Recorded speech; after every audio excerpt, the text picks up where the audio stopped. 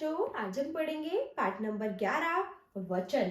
तो वचन क्या होता है? वचन से हमें संख्या का बोध होता है, यानी संख्या एक है या फिर अनेक। तो आइए वचन के बारे में पढ़ते हैं। शब्द के जिस रूप से उसके एक या अनेक होने का बोध होता है उसे वचन कहते हैं। जैसे चिड़िया उड़ रही है और चिड़िया उड़ रही है, तो यहाँ पर चिड़िया एक है और यहाँ पर चिड़िया बहुत सारी है। ऐसे ही गाय गाय घास चर रही है, गायें घास चर रही है, तो यहाँ पर एक गाय घास चर रही है और यहाँ बहुत सारी गायें घास चर रही है। तो उपयुक्त वाक्यों में रंगीन छपे शब्दों में चिड़िया और गाय शब्द से एक तथा चिड़िया और गाय शब्द से एक से अधिक संख्या का ज्ञान हो रहा है। शब्द के जिस रूप से उसके एक या अनेक होने का बोध हो उसे वचन कहते हैं। तो जिस शब्दों से हमें पता चले कि संख्या एक है या फिर अनेक है उसे हम वचन कहते हैं। वचन के भेद, हिंदी में वचन के दो भेद होते हैं, एक वचन और बहुवचन। एक वचन जिस शब्द से किसी एक वस्तु या व्यक्ति का बोध हो उसे एक वचन कहते हैं, जैसे तोता, महिला, घोड़ा, लड़का आदि।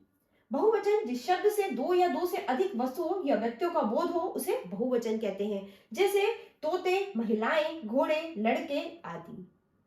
वचन की पहचान। वचन की पहचान किस प्रकार होती है? वचन की पहचान तीन प्रकार से होती है, संज्ञा से, सर्वनाम से, क्रिया से।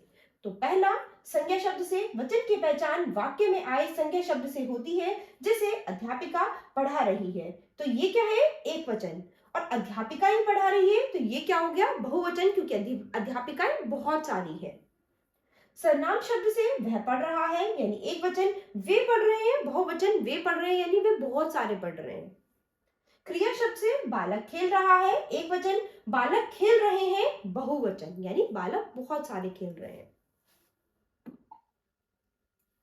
वचन संबंधी कुछ मुख्य बातें। साधारण रूप में हम एक वस्तु के लिए एक वचन तथा एक से अधिक वस्तुओं के लिए बहुवचन का प्रयोग करते हैं, लेकिन अपने से बड़े और पूज्य लोगों को आदर देने के लिए भी हम क्रिया रूप में बहुवचन का प्रयोग करते हैं। इसे आदरार्थक बहुवचन कहते हैं, जैसे गुरुजी आए हैं, पिताजी खाना खा रहे हैं, प्रधानमंत्री आज लाल किले पर झंडा फहराएंगे, राजा साहब तो अभी अभी कहीं गए हैं।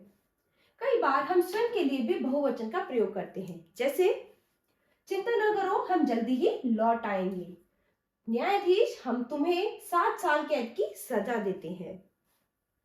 तो शिष्ट सभ्य लोग तू के स्थान पर तुम अथवा आप का प्रयोग करते हैं, जैसे आप कहां जा रहे हैं। तो ध्यान दीजिए, कुछ पुल्लिंग शब्दों के बहुवचन नहीं बनते, जैसे कि पिता, दादा, ब्रह्मा, शिव, एशिया, यूरोप, चंद्रमा, सूर्य आदि। तो इनके कभी भी बहुवचन नहीं बनेंगे। कुछ शब्द कर्ता कारक में एक वचन और बहुवचन दोनों में समान रूप से प्रयोग होते हैं, केवल क्रिया से उनके वचन की पहचान होती है, जैसे बालक, गायक, ऋषि, पक्षी, कवि आदि। पक्षी उड़ता है, एक वचन, पक्षी उड़ते हैं, बहुवचन। बालक नाचता है, एक वचन, बालक नाचते हैं, बहुवचन। बहुवचन के स्थान पर एक वचन। जातिवाचक संज्ञा शब्द बहुवचन के स्थान पर एक वचन में प्रयुक्त होते हैं, जैसे कोयला बड़ा उपयोगी है, गाय पालतू पशु है, पंजाब में गेहूं बहुत होता है और सोना कीमती धातु है। इसी तरह जाति, वर्ग या दल आदि का प्रयोग एक वचन में होता है, जैसे कि आज का छात्र वर्ग पढ़ाई में ध्यान नहीं दे रहा। आजकल जाति का कोई विचार नहीं किया जाता है। इसके बाद है वचन परिवर्तन के नियम। तो वचन परिवर्तन के कुछ नियम है, आइए देखते हैं। एक वचन से बहुवचन बनाने के कुछ नियम है, इनकी ओर ध्यान देना चाहिए। पहला, स्त्रीलिंग से अंतिम ए को ए किया जाता है, तो दवात का क्या हो जाएगा? दवाते, आंख का आंखें, चाल का चालें। ऐसे ही दूसरा, स्त्रीलिंग में आ के बाद ए किया जाता है, लता का लताएं, विद्या का विद्याएं, महिला का महिलाएं, कविता का कविताएं। स्त्रीलिंग में अंतिम ई या बड़ी ई के बाद या लगाया जाता है, ई को ह्रस्व ई का ह्रस्व ई हो जाता है। ठीक है, तो नीति का क्या हो जाएगा? नीतियां। रीति का रीतियां, जाति का जातियां। स्त्रीलिंग में अंतिम ऊ या बड़ा ऊ औ के आगे ए लगता है तथा ऊ का ह्रस्व छोटा ऊ हो जाता है। ऋतु ऋतुएं, वस्तु वस्तुएं।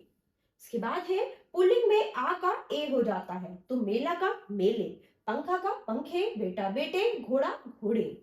स्त्रीलिंग में या को या किया जाता है, तो चुहिया का चुहिया, पुड़िया का पुड़िया, चिड़िया का चिड़िया। तो पाठ का सार क्या मिला आपको? शब्द के जिस रूप से उसके एक या अनेक होने का पता चले उसे वचन कहते हैं। वचन दो प्रकार के होते हैं, एक वचन और बहुवचन। तो बच्चों, यहाँ पर हमने वचन के बारे में पढ़ा है जिनसे हमें संख्या का बोध होता है कि संख्या एक है या एक से अधिक है। तो आप अभ्यास में एक बार फिर से इसे दोहराएंगे। तो आशा करती हूँ आपको ये पाठ बहुत अच्छे से समझ आया होगा। अब हम अपनी नई क्लास में मिलेंगे अपने नए पाठ के साथ। धन्यवाद।